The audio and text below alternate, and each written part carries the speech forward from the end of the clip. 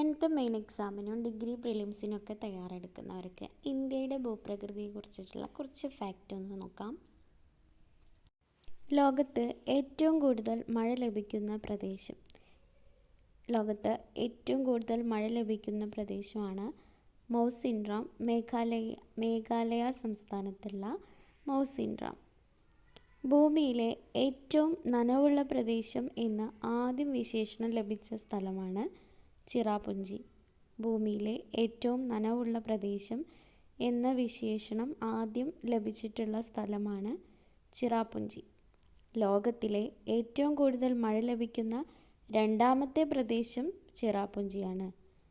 ലോകത്തിലെ ഏറ്റവും കൂടുതൽ മഴ ലഭിക്കുന്ന രണ്ടാമത്തെ പ്രദേശം ചിറാപുഞ്ചിയാണ്. ആദ്യത്തേത് മൗസിൻറാം.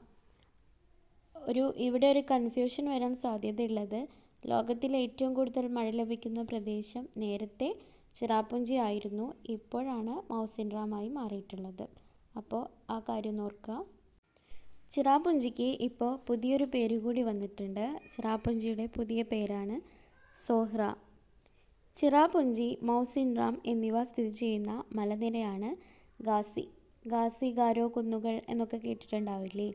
അതിലെ ഖാസി മലനിരയിലാണ് ചിറാപുഞ്ചി, മൗസിൻറാം എന്നിവ സ്ഥിതി ചെയ്യുന്നത്. ഖാസി ഗാരോ ജേന്തിയ കുന്നുകൾ സ്ഥിതി ചെയ്യുന്ന സംസ്ഥാനം ഏതാണെന്ന് ചോദിച്ചാൽ മേഘാലയയാണ്. ഖാസി ഗാരോ ജേന്തിയ കുന്നുകൾ സ്ഥിതി ചെയ്യുന്ന സംസ്ഥാനം മേഘാലയ. ദക്ഷിണേന്ത്യയിലെ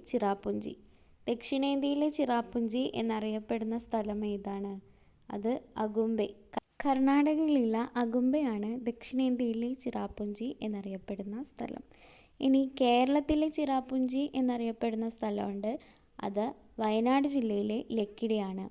കേരളത്തിലെ ചിറാപുഞ്ചി വയനാട് ജില്ലയിലെ ലക്കിടി. അപ്പോൾ ഇന്ത്യയുടെ ഭൂപ്രകൃതിയെക്കുറിച്ചുള്ള കുറച്ച് കൺഫ്യൂസിങ്, അതായത് അങ്ങോട്ടും ഇങ്ങോട്ടുമൊക്കെ മാറിപ്പോകാൻ സാധ്യതയുള്ള കുറച്ച് ഫാക്ട്സാണ് നമ്മൾ കേട്ടത്.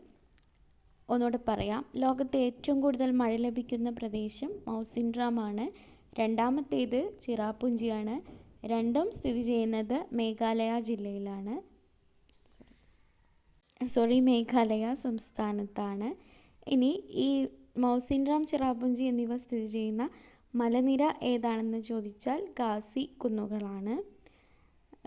ഖാസി ഗാരോ ജേന്തിയ കുന്നുകളെല്ലാം തന്നെ സ്ഥിതി ചെയ്യുന്നത് മേഘാലയയിലാണ്. ദക്ഷിണേന്ത്യയിലെ ചിറാപുഞ്ചി അഗുംബെയാണ്. കേരളത്തിലെ ചിറാപുഞ്ചി ആണെങ്കിൽ വയനാട്ടിലെ ലക്കിടി. അപ്പോൾ ഓർത്ത് വെച്ചോളൂ കേട്ടോ.